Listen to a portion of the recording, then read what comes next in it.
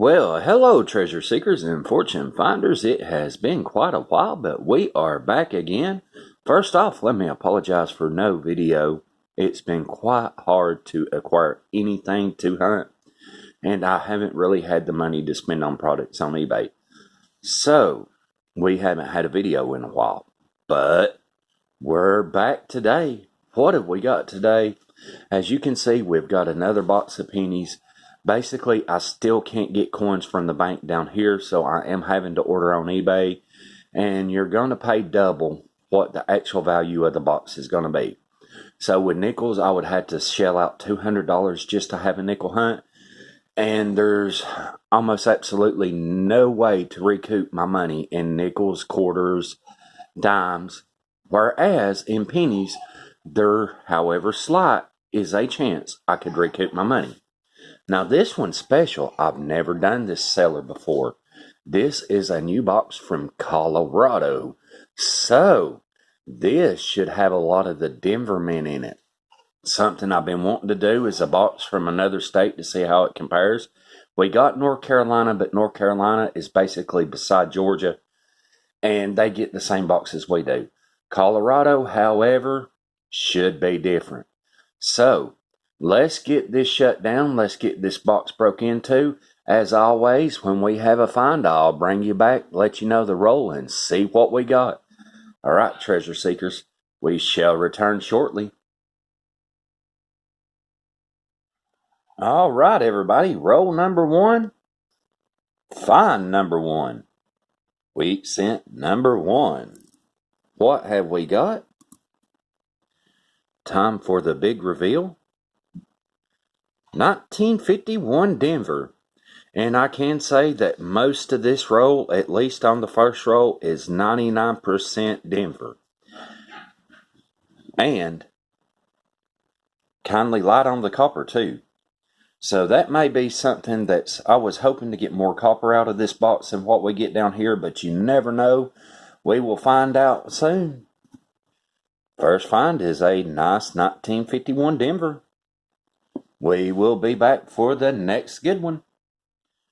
All right, everybody. Again, we return with another find. This time, not a Wheatie, but a Canadian. What we have here is a absolute gorgeous 2004 Canadian. And look at that. Look at the luster on that baby. Now, it has seen some circulation, but still a high-grade Canadian. Not worth a whole lot, unless if there is an error on this, and considering I don't know the errors on Canadian cents, but still nice to have it. So roll number 7 brings us find number 2. All right, everybody, we'll be back. All right, treasure seekers, we are back once again. Roll number 11, find number 3. Brings us, if we can get the zoom to work, wheat cent number 2. What date do we have on this bad boy? 1945 San Francisco. This is what I was hoping to see, is some San Francisco minted cents. All right, guys. Extremely happy to have this one.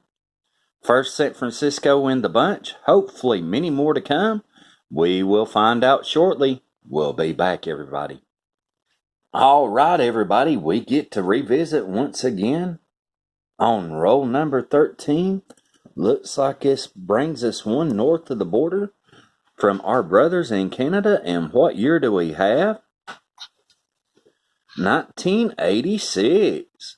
Nice looking Canadian cent here.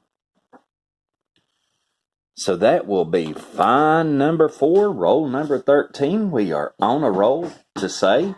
Let's see if we can get some more. All right, treasure seekers, we are back once again. Roll number 17, wheat cent number 3, find number 5. Wheat dear, come my dear. What year have we got? Oh, if I don't drop it, we have a 1947 Denver Mint. Great find, higher mintage, but still cool. At the end, we will check for any RPMs. So, find number 5. How many more will this Colorado box produce? We'll find out shortly. All right, boys and girls, roll number 25 halfway through, and we have wheat cent number 4, find number 6 of the box. What year have we got? This one has some major scratching going on. 1956 Denver. This one definitely has some major issues with it, but still happy to have it. Wheat cent number 4, find number 6, halfway through. Can we get 4 more Wheaties in the last half? We'll soon find out. We'll see you back here soon, treasure seekers. Roll number 30 brings us find number 7 with another north of the border Canadian cent. What year have we got this time? 1972. We'll for sure take it. Find number 7, roll number 30. Can we get another wheat cent in this bunch? Well, only unwrapping will let us know. Alright guys, we shall return. Alright guys, we get to come back at least one more time. Roll number 38. Wheat cent number 5. What do we have in the bag this time? Survey says 1957 Denver. Most certainly we'll take it. We can look for the D over D RPM in this one, along with all the other Denvers we've found today. Nice little find. Wheat cent number 5. Find number 8 of the box. Alright guys, we'll return shortly. Alright everybody, back one roll later. Roll number 39. What do we have? Another wheat cent, giving us wheat cent number 6. Now this one, as y'all can tell, looks like it might had a past cleaning. If you can tell, it's really bright and vibrant, and there is minute scratches all over the coin. So I do believe this one has suffered a very harsh cleaning at one time. What do we have? Another 1957 Denver. And we also have some environmental damage on this coin. I really believe that this one has suffered from a harsh cleaning. Thank goodness it's a common date wheat cent, unless if it's an RPM or a BIE die break. That would be a little heartbreaking. Although they're not super expensive, it would just be a shame to ruin a variety coin. But we'll check that at the end, and we'll be back if we find something good. Alright everybody, this is exciting. I think we have our first ever, and you get to see it here from an out-of-state Colorado box. Mostly Denver mints. I think we have a first. Come on, work with me, baby.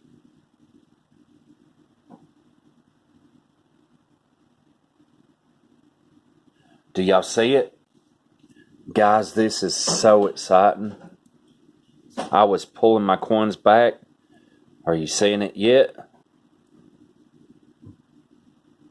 We have our very first Indian head ever. And y'all get to see it. Yes, it's kindly beat, but you do not find these in rolls anymore. Look at this, guys. Indian head in a circulated box. This is a very, very rare occurrence. I am extremely excited. I know it's got some wear, but this just don't happen much. Guys, you've seen it here first. We found our first Indian head. Oh my gosh, that's just too cool. Everybody that just made this box, I don't care what anybody says, a Indian head. Don't drop it. Ain't like it's gonna hurt it, but don't drop it. So everybody, in roll number 43, we find a Indian head. Oh, I can't stress how cool this is. Roll number 43, we find our very first Indian head. Will this box hold any more surprises? I don't know. I surely hope so. But that definitely makes the premium of this box well worth it. Not because of the monetary value, just because this is a first. All right, treasure seekers, we'll be back shortly. Hopefully we have another good one. All right, treasure seekers, fortunately we get to bring you back one more time. This time for double trouble. That's right, roll number 50 has wheat cent number 7 and number 8, along with an Indian head. What a box. Let's see what we've got. Wheat cent number 7 gives us a 1952 Denver. Wheat cent number 8 provides us with 1951 Philly. Awesome, amazing box so far. And the thing is we're not done, everybody. We've still got all of this to check for double dies and errors. So what I'm going to do is get this shut down. I'm going to start checking for double dies. If I find anything interesting, well, we'll be back. But if not, we'll see you back for the wrap up. Well, everybody, as it happens to have it, as you can see, we've got the microscope broke out. So, what I generally do is check my wheat cents first, especially with the D mint marks or the San Francisco mint marks for RPMs, some double dies, and varieties, cuds, die breaks, and things of that such. So what we're going to look at here is the 1957 Denvers. Now this was a clean one. What I generally search for on these is repunch mint marks. The mint mark up until 88 or 89 was punched in the hub, in the die. When it wore down, they had to repunch it. Sometimes they got off center, causing another mint mark. This, however, isn't one of them. But what we do have is what's called a BIE. It's a die break in between the B and the E, generally leaving a longer line. This is an early stage BIE die break. It is recognized on Cuds on coins. It has its own designation. So this is an error. This is one of the more common errors or die breaks in the wheat cent series. So this is an early die stage BIE, but that's not all. Let's look at the second 1957. Yet again, a pretty normal mint mark for 1957. Yet again, another BIE die break. This one is much more prominent, if you can see, going all the way over into the E. This is a pretty nice die break here, pretty nice BIE. Unfortunately, the condition of the coin is pretty rough. So as far as monetary value, even in mint state, they hold a small premium. Not huge, but in this condition, I would say it may be worth $0.25 to $1. Not horrible, considering we've found 8 wheat cents, an Indian head cent, 2 error cents. I am not complaining at all. It is very cool. I like these BIE die breaks and cuds. Something really neat. Just thought I'd show y'all that. And that was just the first 2 I checked. Now, I've still got to check everything else for double dies. Hopefully, we can bring you in for a double die before this box is over. Although, I wouldn't keep my fingers crossed. This has already been one amazing box that I am thrilled to have had the pleasure to search. So let me get on with it, guys. If there's anything else, we'll see you back here. If not, we'll hit for the wrap up.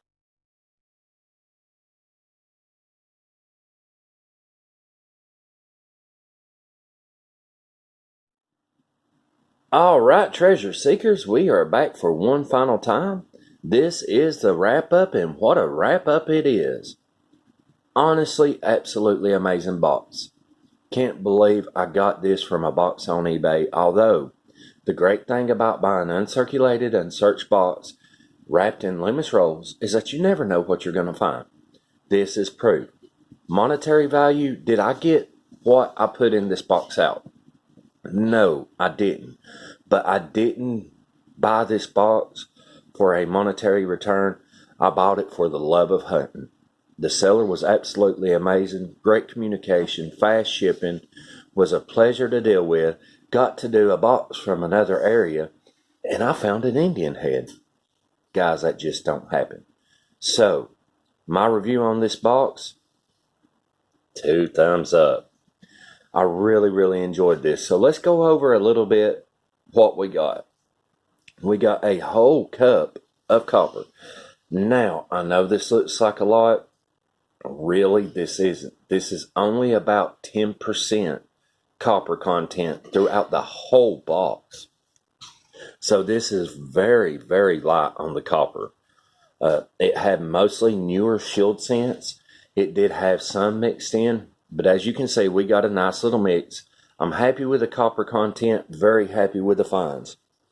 We got 2 different stages, 1957D BIE errors. That's a die break in between the B and the E that makes it look like bite. Really cool to find those, especially in a circulated box. We got 6 other wheat scents.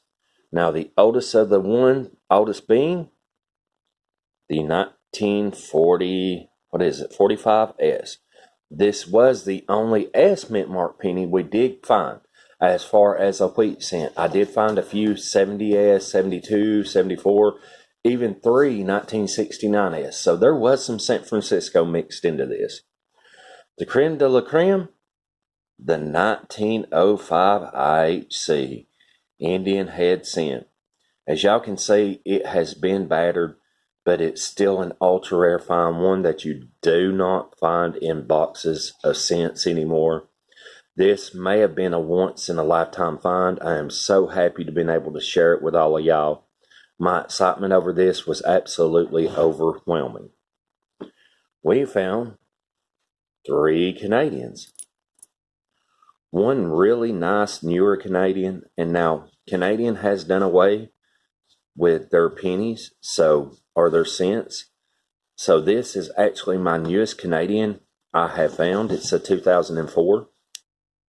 We found a 1986 and a 1972 was the oldest. Then we found 4 2009 memorial cents, with this birth years being the nicest we had found. Now, I only keep the mint state 2009s. I know a lot of people hold on to all of the 2009s. I only keep the ones that's in a high mint state. So really, 2 of these is all I'm going to keep.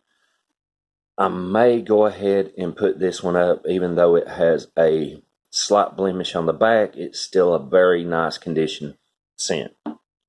And guys, that was it. We had an amazing box, amazing finds. I am glad to be able to share this one with you. I hope to be able to have you in the video next week. It's not looking like it. Times are tough. It's hard to get boxes, but we do have a special one coming up. It may take me a few weeks, so y'all may not see me again for a few weeks. Not saying that's a bad thing. I'm hoping not. But until then, go check out Rob. Rob Finds Treasure. Pick you up one of his coin roll hunting mats, pick you up a box, and do some hunting yourself. Remember, go visit his YouTube channel, Love Rob. There's also a few other really great YouTube channels that do coin roll hunting. If you haven't checked them out, stop by, see what they're about. Until next time, may your pans be full Your smiles be golden, your clouds be silver lined, and your pennies be copper. We'll see you on the next adventure, treasure seekers.